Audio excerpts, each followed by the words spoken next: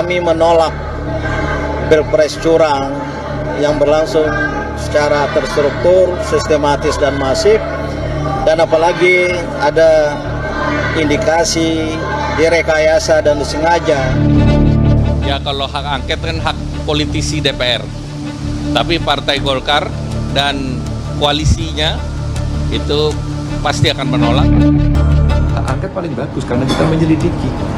Itulah yang kemudian saya usulkan waktu itu. Di bawahnya interpelasi.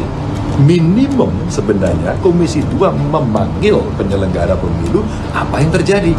Kami siap dengan data-datanya dan di bawah kepemimpinan fraksi terbesar, maka proses DPR bisa berjalan. Saya yakin Partai Koalisi Perubahan siap untuk menjadi bagian dari itu. Hak angket, Pak Ganjar mengusulkan hak angket ke pemilu ke DPR, gimana respon Pak Presiden? Ya itu hak demokrasi, nggak apa-apa. Tapi kalau hak angket itu membatalkan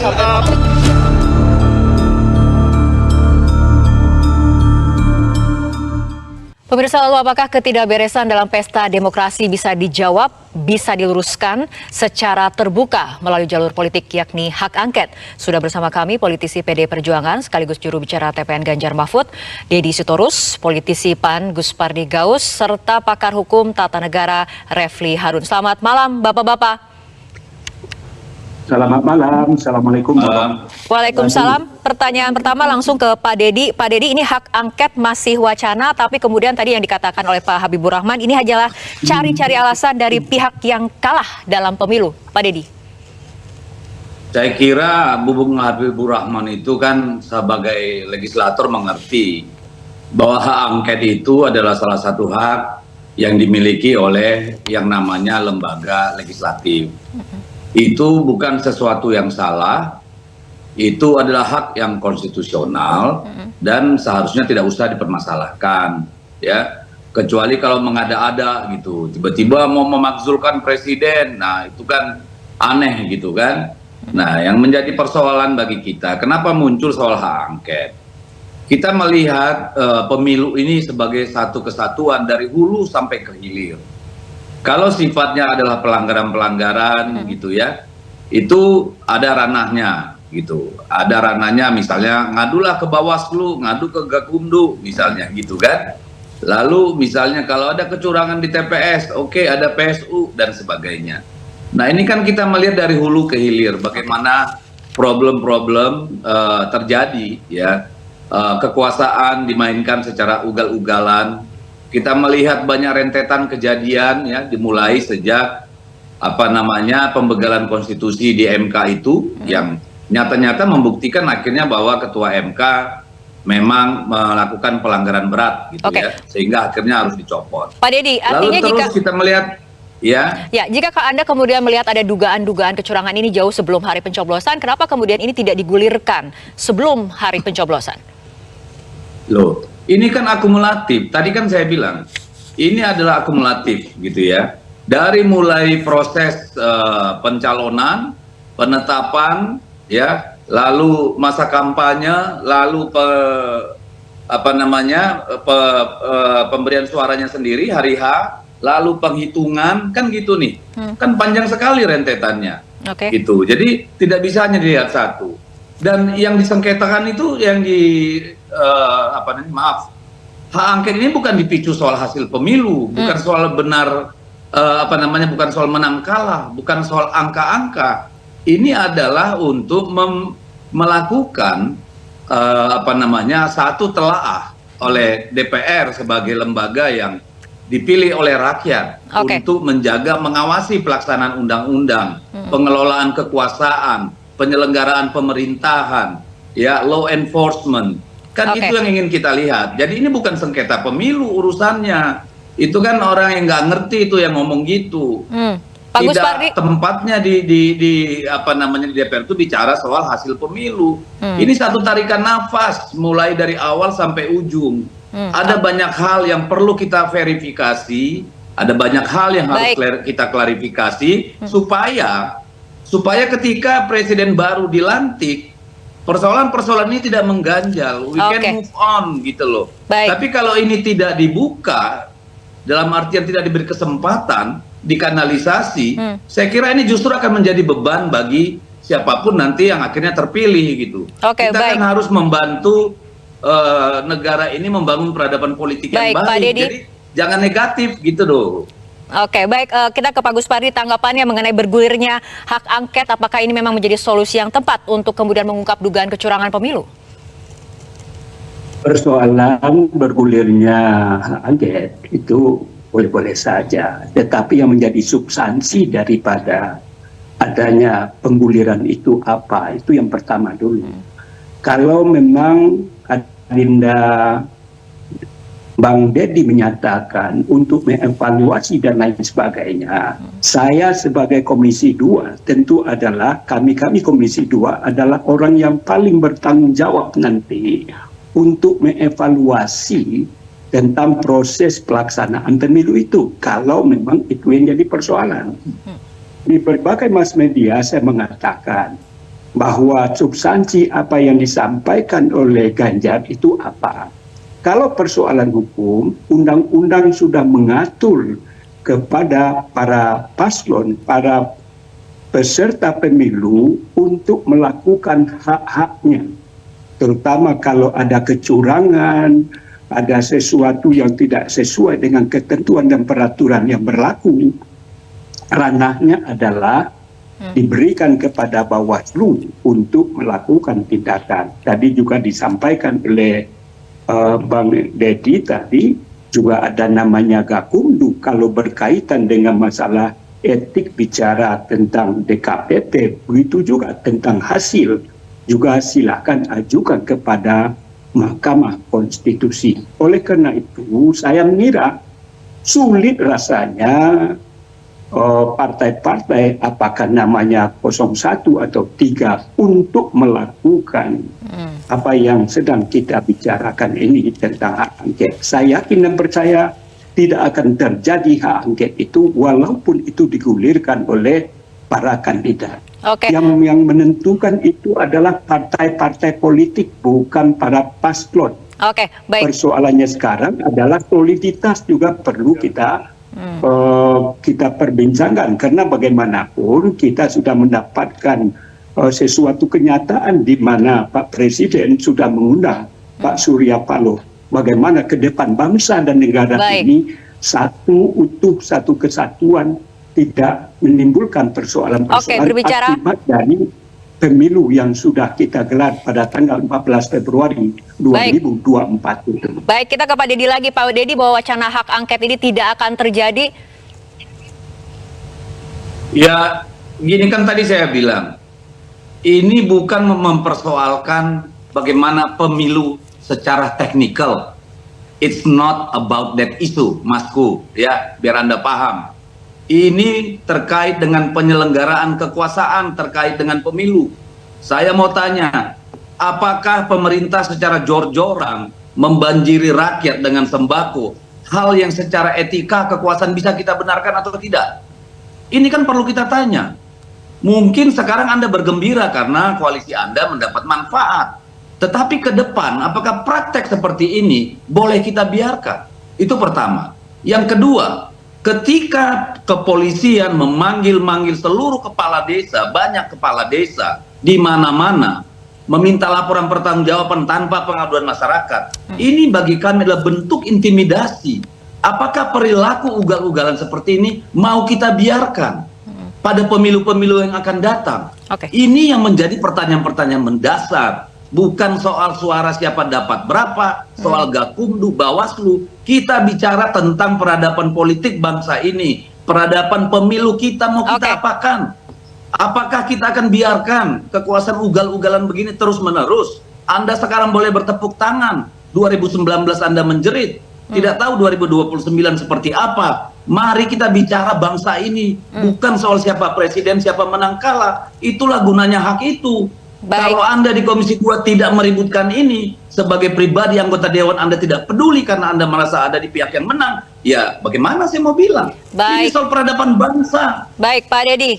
Saya akan tanyakan tanggapan ke Mas Refli. Mas Refli, dilihat dari situasi saat ini, apakah memang sudah urgent hak angket ini digulirkan di DPR?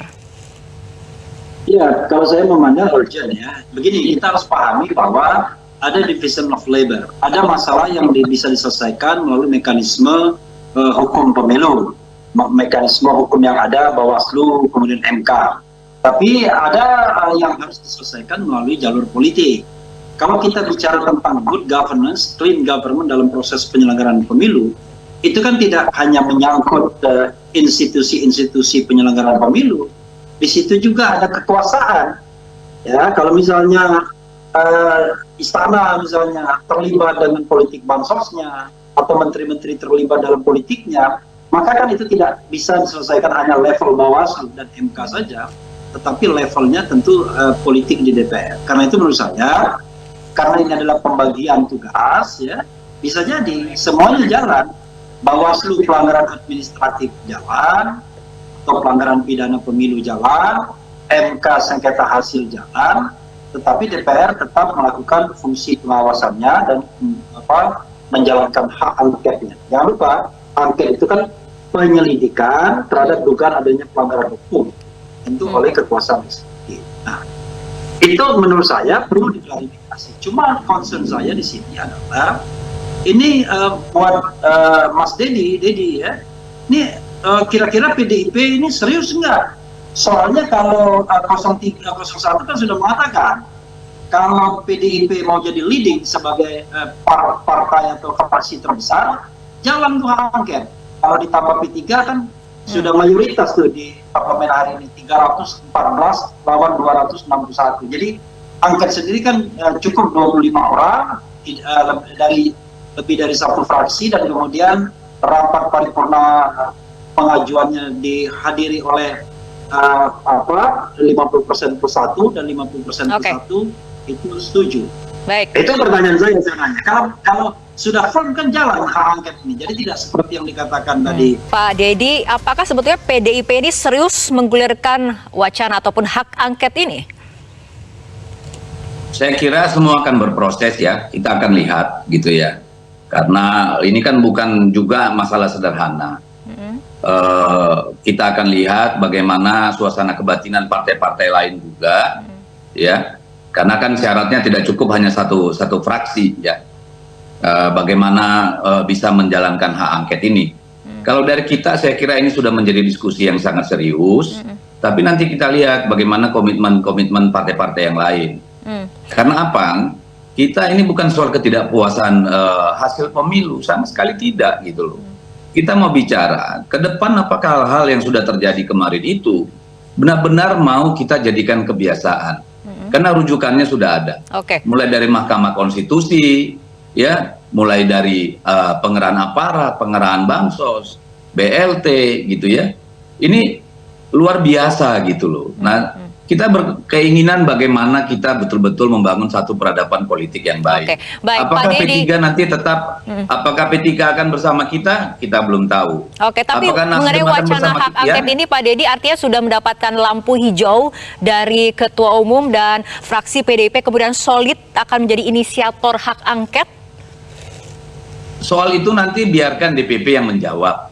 Tetapi kan kami ingin melihat bagaimana komitmen partai-partai yang lain. Ya, apakah kita punya frekuensi yang sama nih, ada pada server yang sama, mau memperbaiki perilaku kekuasaan di negara ini atau tidak? Kan begitu nih. Ya, kita akan punya komitmen ke depan. Kita tidak mau lihat ke belakang.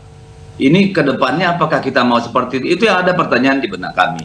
Nanti sangat tergantung pada katakanlah partai Nasdem, bagaimana dengan partai PKS, bagaimana dengan P3, kan seperti itu. Karena ini kan bukan main-main politik ini. Ini bukan mainan receh ini. Ini adalah persoalan peradaban politik, peradaban kekuasaan kita gitu loh.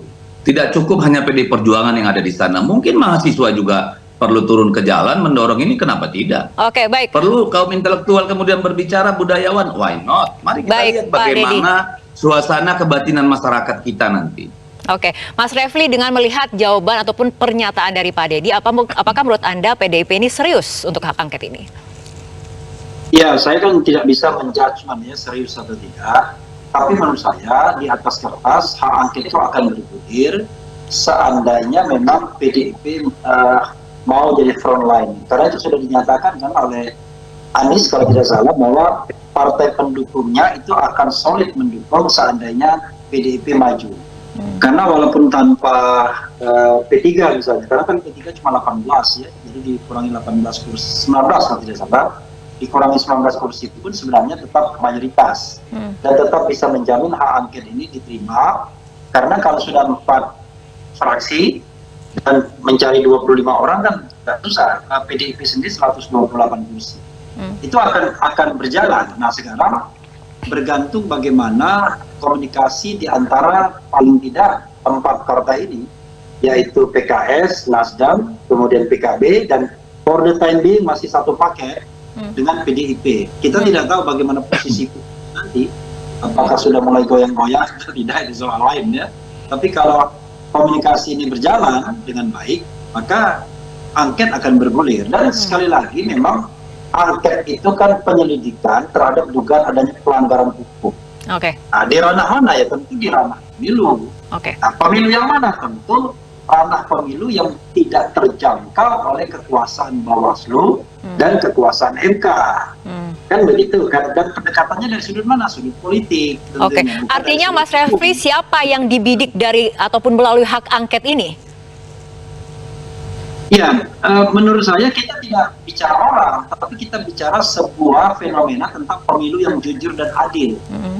Yang untuk sementara barangkali oleh pengusul angket ini diduga sudah dicederai dengan berbagai tindakan-tindakan. Let's say misalnya politisasi bansos misalnya, begitu. Nah ini kan yang bisa kemudian dikapitalisasi, di apa istilahnya, dikonflikkan dalam bentuk mengecek good governance atau peran pemerintah dalam penyelenggaraan pemilu. Dan kalau misalnya ditemukan pelanggaran-pelanggaran hukum, bukan tidak kemudian bisa menjadi hal-hal yang harus dipertanggungjawabkan. Siapa yang melakukan pelanggaran hukum kan bisa juga diproses. Jadi nanti soal hasil angketnya bakal kemana itu soal lain. Tapi paling tidak komitmen untuk menciptakan pemilu yang jujur dan adil atau pemilu konstitusional, itulah yang merupakan sesuatu yang harus diperjuangkan. Karena itu hak masyarakat. Masyarakat ingin pemilu yang jujur dan adil, yang menang siapa itu soal lain. Tapi kalau tidak mendapatkan pemilu yang jujur dan pemilu yang adil, itu persoalan terbesar dalam demokrasi dan penghargaan terhadap konstitusi kita. Oke, baik. Pak Gus Pardi, tanggapannya? Ya, saya kira digulirkannya angket itu hanya merupakan mof. Saya yakin dan percaya hak angket itu tidak akan terjadi. Dan sulit rasanya, sebagaimana pengalaman sejarah, upaya-upaya yang dilakukan oleh inisiator-inisiator untuk melakukan hak angket nyaris tidak pernah sampai terwujud. Nah, berdasarkan pengalaman itu dan juga kepada substansi yang dibicarakan, kami di Komisi 2 selalu menegaskan, meminta kepada penyelenggara pemilu bagaimana pemilu itu dilaksanakan secara demokratis, bagaimana KPU bekerja secara profesional, bagaimana KPU tidak diintervensi oleh pihak manapun, bagaimana KPU punya integritas dan kapabilitas. Itu selalu kami suarakan. Kalau seandainya ada di antara paslon ataupun partai politik yang merasa dirugikan, tadi saya katakan ada ranah untuk itu, untuk menyampaikannya sesuai dengan proses hukum. Termasuk juga pejabat negara melakukan pelanggaran ataupun aparatur sipil negara. Ada aturan-aturan main yang ditegaskan, mana yang boleh, mana yang tidak. Kalau mereka merasa dirugikan paslon tertentu, mereka bisa saja mengajukan kepada Bawaslu, kepada DKPP, dan terakhir juga sekarang ini kan masih dalam proses. Artinya sekarang ini KPU sedang melakukan penghitungan suara. Belum ada ketegasan yang ditetapkan siapa paslon pemenang daripada presiden itu. Jadi jangan segala sesuatu yang belum jelas dan tegas. Dan saya yakin bahwa para inisiator apakah paslon 1 atau 3 dan lain sebagainya itu untuk melakukan konsolidasi itu amat sulit untuk melakukan kerjasama dalam rangka melakukan hak angket yang diupayakan. Memang betul bahwa angket itu adalah haknya DPR, tetapi menurut saya agak sulit bagi mereka untuk melakukan itu. Saya mensinyalir ada pernyataan dari salah seorang fraksi yang ada di paslon 1 dan 3 itu yang juga mempertanyakan untuk apa kita melakukan hak angket. Kalau jangan dikatakan kita melakukan hak angket ini karena kita kalah lalu dilakukan angket. Ini kan memalukan kita. Kata yang bersangkutan dan itu siapa yang ngomong itu, Baik, Pak? Mas Refli, tanggapannya tadi dari pernyataannya Pak Gus Pardi terutama bahwa memang meyakini bahwa hak angket ini tidak akan terjadi. Oke, jadi ini untuk Gus Pardi, saya pikir tadi Gus dari Jawa Timur, ternyata Gus dari Sumatera Barat ini ya. Ya betul, kita kan pernah bertandingan juga nih. Oke, saya mau menjawab begini ya. Kalau kita lihat cara berpikir Gus Pardi tadi ya, tadi kan mengatakan cara berpikir prosedural. Kalau ada masalah ini, maka Anda bisa ke Bawaslu, bisa ke sini, bisa ke sana, termasuk ke Mahkamah Konstitusi. Tapi begitu angket, tidak mau berpikir prosedural. Padahal angket itu sama hak DPR yang juga diatur di dalam undang-undang, sama sahnya. Bahkan penggunaan hak angket itu nggak berat-berat amat kok. Jauh lebih berat kalau kita ke Mahkamah Konstitusi, menyusun permohonan dan lain sebagainya. Kan prosedural juga.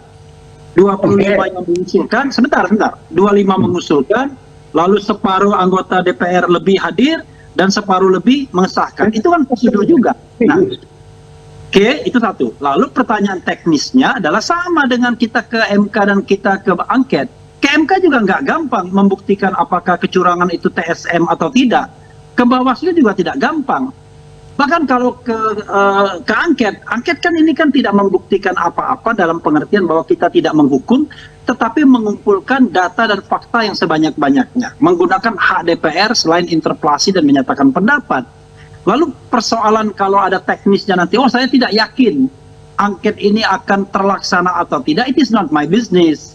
Apalagi misalnya ada yang ngomong bahwa 01 ada yang sudah statement begini begitu. Tapi intinya adalah jangan dikesankan hak angket itu seolah-olah haram untuk waktu tertentu. Misalnya, angket boleh dilaksanakan sebelum pemilu, setelah pemilu nggak boleh dilaksanakan atau tidak boleh karena Anda takut kalah. Nggak begitu. Jadi tetap saja kita ada jalur-jalur politik, DPR tidak boleh diam. Justru dari kemarin kita kesal dengan DPR. Kok banyak pelanggaran-pelanggaran, kok diam saja. Nah sekarang ketika DPR diminta untuk bersuara menggunakan haknya, kita ya gembira. Paling tidak kita melihat ada forum untuk kemudian kita melihat, karena kan DPR memiliki hak untuk memanggil secara paksa. Kalau civil society kan nggak mungkin. Nah karena itu sekarang silakan DPR menggunakan haknya dan jangan dipikirkan dulu bahwa nanti nggak akan berhasil. Itu menurut Gus Pardi. Menurut Dedi barangkali bisa berhasil. Nah, bagaimana dengan pandangan Pak Dedi? Tanggapan apa lagi, Mbak? Kalau saya kan sudah jelas, saya sudah dari awal katakan, ini bukan soal teknis, ini bukan soal prosedural. Masing-masing ada tempatnya. Soal kecurangan, perilaku, dan seterusnya, ada Bawaslu, ada Gakumdu, ada yang namanya DKPP dan seterusnya. Sengketa hasil pemilu ada juga tempatnya. Tetapi kita tidak bicara itu, Pak. Kita tidak bicara itu. Kita bicara bagaimana undang-undang pemilu dijalankan dengan benar. Bagaimana apakah perilaku kekuasaan sudah benar. Apakah misalnya pengerahan instrumen-instrumen kekuasaan terkait dengan pemenangan itu bisa dibenarkan. Ini kan yang kita mau bicarakan, karena ini persoalan bangsa, bukan 0103. Harusnya 02 juga berkepentingan untuk supaya kita semua sepakat, begitu ya, bahwa pemilu kemarin memang benar-benar baik. Ini gimana Gus Pardi bisa bilang KPU-nya melakukan dengan baik? Wong ketua KPU-nya 2 kali dapat peringatan keras dan terakhir. Gimana ceritanya? Ya, ini kan problem gitu. Nah, kalau kemarin kita tidak, mungkin dari kami PDI Perjuangan, tidak ketika selama pemilu kita, masa kampanye dan seterusnya kita mengangkat ini, ya. Oke. Itu kan karena kita juga bagian daripada bagian dari penyelenggara kekuasaan, sebagai partai politik pengusung pemerintah, sebagai DPR RI, begitu ya. Tetapi kan ini setelah persoalan ini selesai dan kita merasa bahwa persoalan-persoalan itu belum tuntas dan dibuktikan dengan banyaknya penolakan di masyarakat, ya. Silakan lihat media sosial, silakan lihat media mainstream, semua ada di situ. Baik, Pak Deddy. Nah, apakah kita DPR mau abai terhadap suara-suara itu? Oke. Seharusnya 02 juga berkepentingan dong. Oke, ya? baik. Semuanya harusnya berkepentingan. Oke, kita Dan ini akan legal tunggu. konstitusional kok. Oke, Bukan baik, gelap. kita akan tunggu mengenai hak angket ini, apakah kemudian akan terrealisasi untuk digulirkan di DPR, akan seperti apa. Terima kasih Pak Deddy, Pak Gus Pari, dan juga Mas Revi telah berbincang bersama kami malam hari ini dalam Prime Time News.